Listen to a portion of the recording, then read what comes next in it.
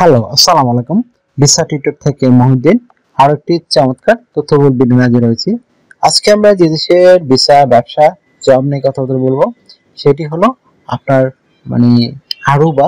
এই দেশটির নাম অনেকে নাও শুনতে পারেন বা নতুনও শুনতে পারেন। তো এই দেশটি কিন্তু আপনার নেদারল্যান্ড একটা দেশ রয়েছে, নাম শুনতে পারেন হল্যান্ড বা নেদারল্যান্ড। সেটি অত ধনী দেশ, তাদের মানে কলোনি বলা যায়। তো এই যে এই সুযোগটি কিন্তু আপনি নিতে পারেন যদি আপনি ওইখানে আরুবাতে গিয়ে ব্যবসা বাণিজ্য করেন বা জব করেন। যদি তার বিয়ে বা রেসিডেন্ট কার্ড পেয়ে যান, আপনি কিন্তু সেনজেন নেদারল্যান্ডে মুভ করতে পারবেন। আর বর্তমানে সেনজেন ভিসা পাওয়া কত টাফ হয়ে গেছে আপনারা নিজেরাও জানেন। তো আপনি কিন্তু এই সুযোগটি নিতে পারেন। তো আপনি যদি ইন্টারেস্ট থাকেন যে আপনি আরুবাতে যাবেন মানে নেদারল্যান্ডে, তাহলে আপনি পুরো ভিডিওটি দেখে নিজে নিজে কিন্তু সব কাজ করতে পারবেন। তো আমরা আজকে যে টপিক গুলো আছে সেগুলো হলো আপনি কি কি ডকুমেন্ট ফাইল রেডি করবেন, সেই ডকুমেন্ট ফাইল গুলো কি কি, সেগুলো আমরা আলোচনা করব।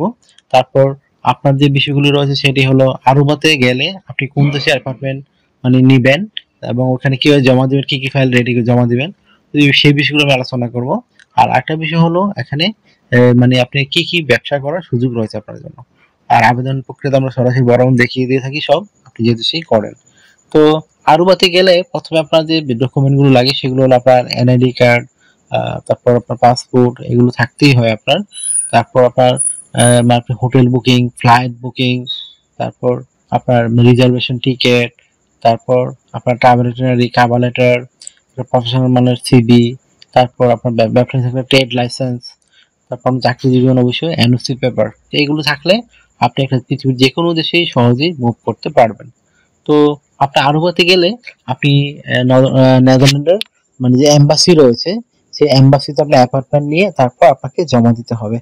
তো তার ওখানে কিন্তু নর্মালি এই বিষয়গুলো রিজেক্ট হয় না, কারণ এইসব দেশে এই দেশগুলো মানে সেনজেন থেকে অনেক দূরে, বেশ ক্যারিবিয়ান অঞ্চলে। আর এগুলো কিন্তু আপনার নেদারল্যান্ডরা সেনজেনের অন্যতম ধনী দেশ। তো বিষয়টা বুঝতেই পেরেছেন, মানে একটা কলোনি আকারে তারা দেশগুলো শাসন করে থাকে। আর ওই দেশগুলো মানে বর্তমানে নেদারল্যান্ড বা সেটা উন্নত হতে এই দেশগুলো স্বাধীনতাও নেয় না, তো তার নাগরিকরা ওই নেদারল্যান্ডের সুবিধা ওইখানে থেকে সুবিধাগুলো ভোগ করতে পারে। তো আশা করি বিষয়টি বুঝতে পেরেছেন। তো আর আপনি যদি ইন্টারেস্ট থাকেন তারপর আপনি যদি ব্যবসায়ী অবশ্যই ট্রেড লাইসেন্স করে নেবেন, এইটি রাখবে আপনার। আর যদি আপনি ই ভিসা থাকে, বিশেষ করে অনেক দেশে ই ভিসা করা যায় বর্তমানে। আপনার যদি সুরিনাম আপনি ই ভিসা করেন, এটার মাধ্যমে কিন্তু আপনি আরুবাতে যেতে পারেন। তো আসলে অনেক পথ রয়েছে। অথবা আপনি যদি আপনি মনে করেন সুরিনাম যাবেন না সরাসরি, তাহলে আপনি কানাডা, আমেরিকা ট্রানজিট ভিসা নিয়ে যেখানে যেতে পারবেন। তো এই ধরনের বিষয়গুলো আপনার রয়েছে। তো আশা করি বিষয়টি বুঝতে পারেন কি কি ডকুমেন্ট ফাইল রেডি করলে আপনি একটা ভিজিট ভিসার জন্য আবেদন করতে পারেন। অনেকে বলে সাদা পাসপোর্ট হয় কিনা, সাদা পাসপোর্ট আপনি আবেদন করতে পারবেন, অনেক কিছু সাদা পাসপোর্টে হয়ে যাচ্ছে। তো আপনি সুযোগটি কিন্তু নিতে পারেন। তো আর একটা বিষয় হলো এই যে আরুবাতে আপনি গেলে বাংলাদেশে যে নেদারল্যান্ড এম্বাসি রয়েছে, তো সেই এম্বাসিতে আপনি অ্যাপয়েন্টমেন্ট নিয়ে, এটা কিন্তু সেনজেনের গুলো অ্যাপয়েন্টমেন্ট না, এটা আলাদা একটা অ্যাপয়েন্টমেন্ট। তো আপনি সেটি সুন্দর করে খুঁজে তারপর আপনি অ্যাপয়েন্টমেন্টটি নিতে হবে। তাহলে কিন্তু আপনার টাকা পয়সা কিন্তু লস হবে। তো আশা করি বিষয়টি বুঝতে পেরেছেন। তো আর অনেকটা বিষয় হলো এরকম, আপনি একটা হোটেল বুকিং কিভাবে করবেন। আপনার ক্রেডিট কার্ড হচ্ছে, ডেবিট কার্ড হচ্ছে, এগুলো হোটেল বুকিং করতে পারেন। তারপর ফ্লাইট রিজার্ভেশন টিকেট এটা বিভিন্ন এজেন্সির মাধ্যমে করতে, অথবা নিজেরাও বিভিন্ন ইয়াতে করতে পারেন। তারপর আপনার ট্রাভেল এজেন্ট রয়েছে, ট্রাভেল এজেন্ট আপনি কি লিখবেন। তো ধরেন আপনি ওখানে গিয়ে 20 দিন থাকবেন, তো 20 দিন আপনি সকাল বিকাল দুপুর কি করবেন, তো টাকা পয়সা কোথা থেকে আসবে, কিভাবে খরচ করবেন, সেই বিষয়টি সুন্দর করে সাজিয়ে গুছিয়ে আপনাকে লিখতে হবে। তারপর হয়ে গেল এটা কভার লেটার। তো আপনি এই মানে সরি একটা কভার লেটার লিখবেন, কভার লেটারের পর আপনার কভার লেটার লিখে ফেলবেন। তো কভার লেটার জব আর মানে ইয়ার ক্ষেত্রে কিন্তু ডিফারেন্ট হয়।